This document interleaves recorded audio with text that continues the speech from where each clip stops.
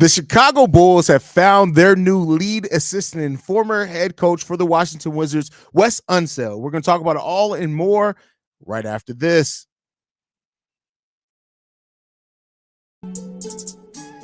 You are now tuned in to Chicago Bulls Central, your number one place for all Chicago Bulls news and content.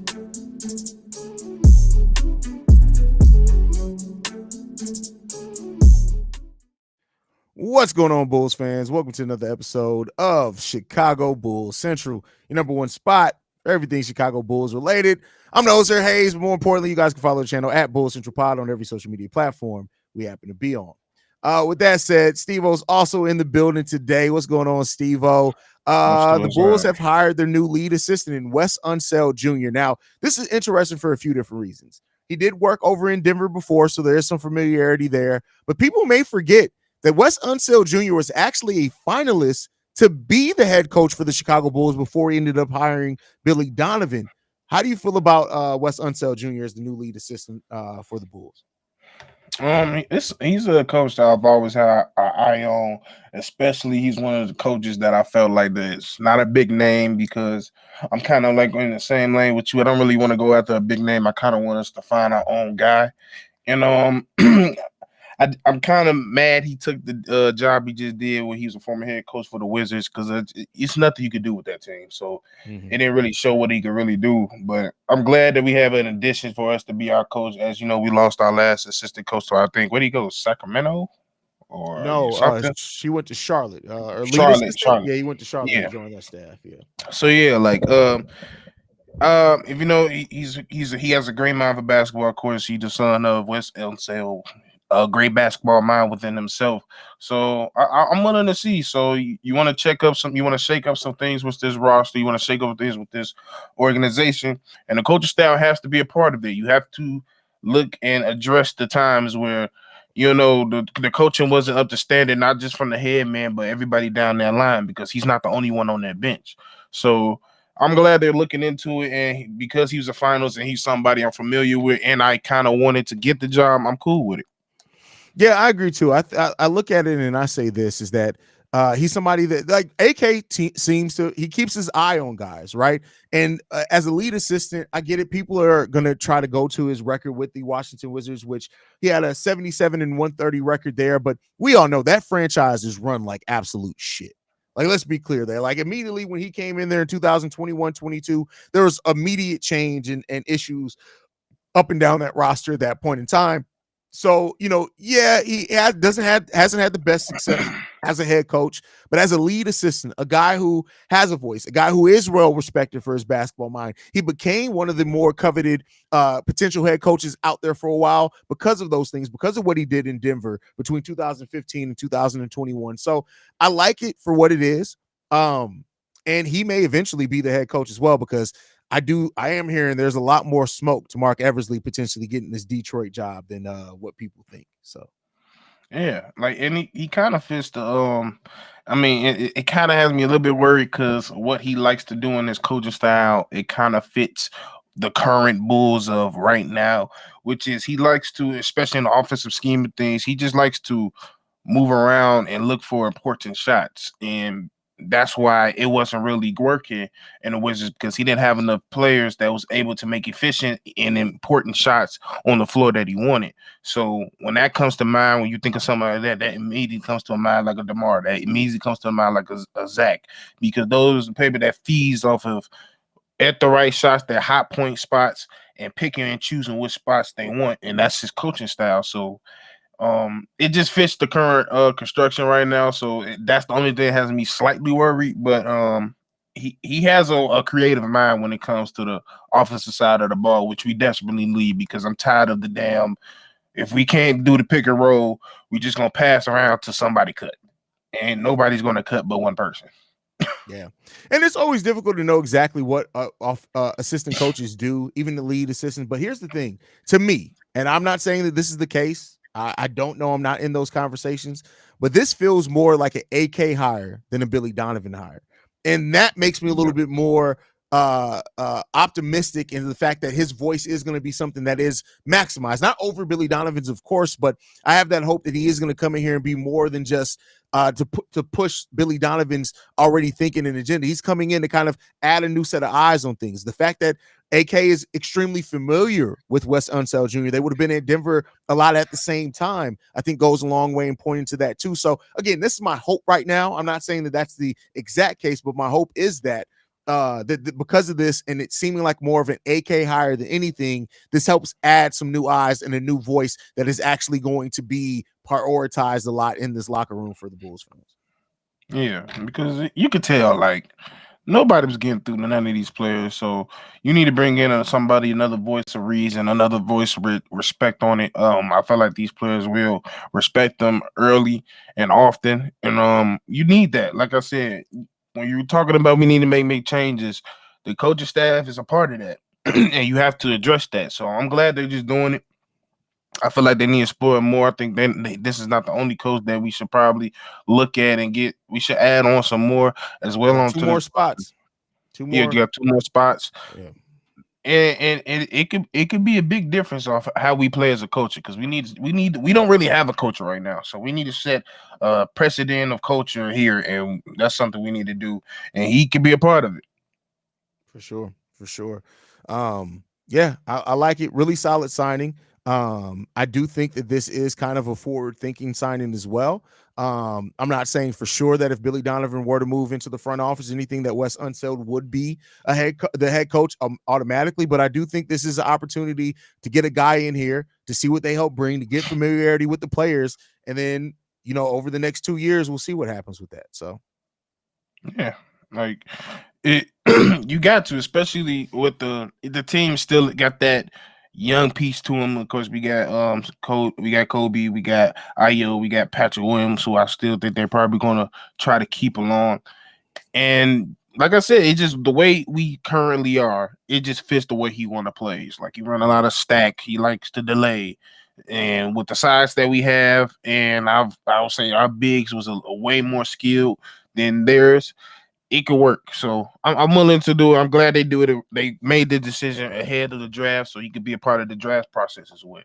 That's a good point too. I didn't think about that because he was the lead scout for the Wizards at one point as well. His first stint with the Wizards before he was head coach, he was actually a lead scout there as well. So listen, this is a solid. Like I get it. Assistant coaches, you don't want to make it seem like this is going to be what changes your franchise or anything like that. But this is a good, solid hire.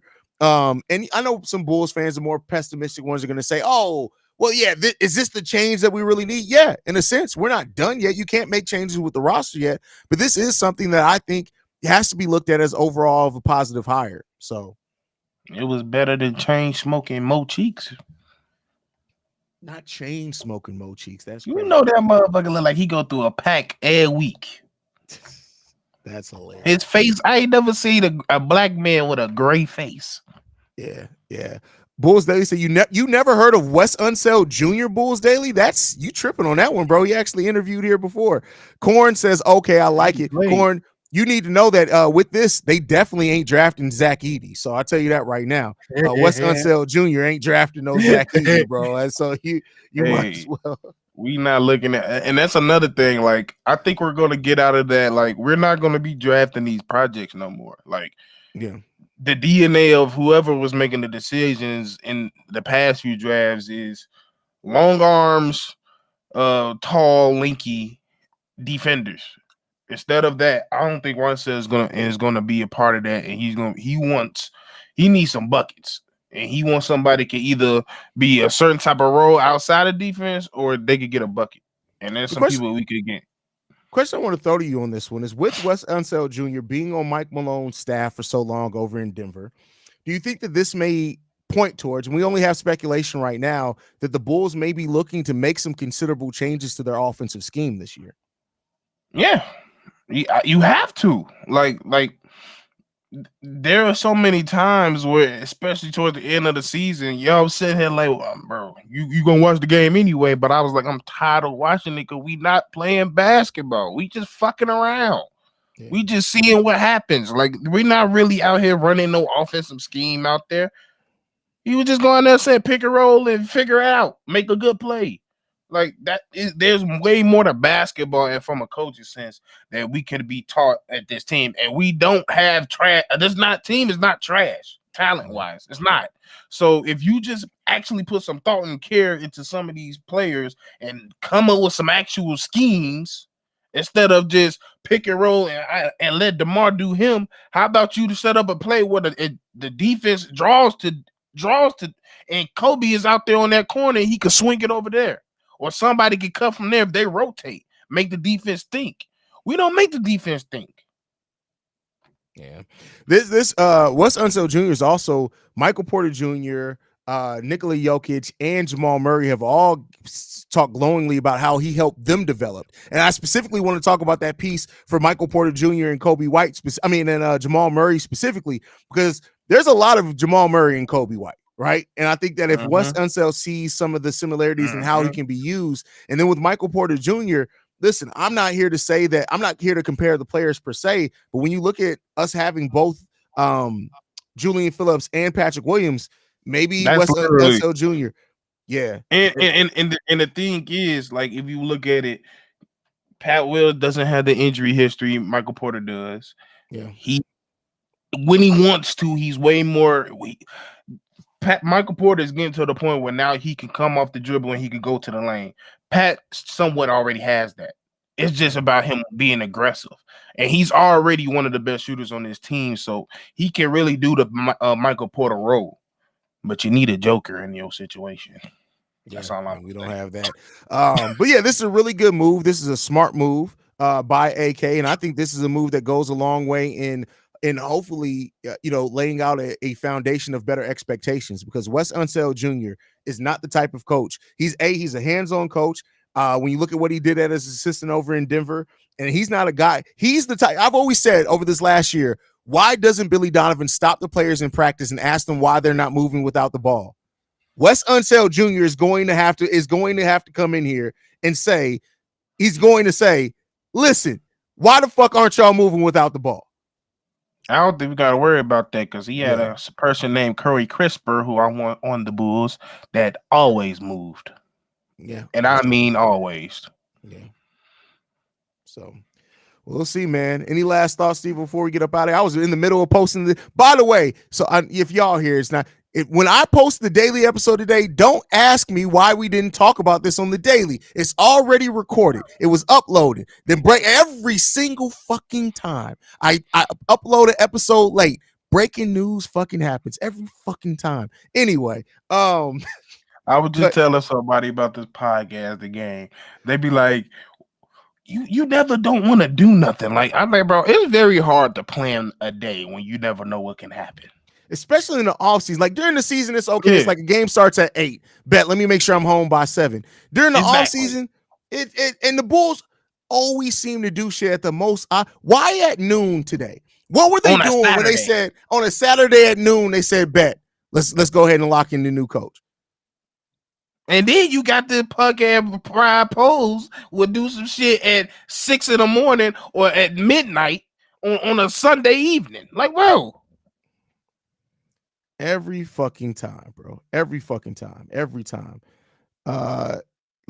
Who skipped over? We literally talked. Did you weren't here at the beginning? And we talked about it. They had a terrible, flawed roster here. Like go back and rewind. If you're gonna say something stupid, this ain't the show. We ain't fucking ESPN. You just said something fucking stupid. We just spent the whole first 15 minutes. I mean, no, it's only 15-minute live stream. 10 minutes talking about it. Go and suck some dick. How about that? Go do that with yourself, bro. I'm just saying. Jesus. What is he supposed to do? What he supposed to do with a over cocky ass Jordan Poole, a white boy that can only shoot, Kyle Kuzma who can't play no defense but is a streaky shooter, and they sub a real life backup point guard that's being a starter? What is he supposed to do? I have no idea, bro. I have no idea, man. But let's get up out of here, man. Let me go finish posting this daily episode, man. I love you guys. Hey, this is a nice change for the Chicago Bulls, especially as an assistant when what he has done to help development of other players, also as a scout at times. So I think this is a really solid hire by the Chicago Bulls, and let's see if it actually ends up turning into that, man. So But hey, see, I'm gonna have to cook somebody else. No, I'm just an asshole. First of all, and music. You need to music feeds the whole. You need to worry about before I feed your mama some dick. If you keep talking shit, how about that? I'm just an asshole. Ain't nobody gives a shit about what y'all say. I'm just an asshole. I love you guys. Go Bulls. See you, Red, y'all.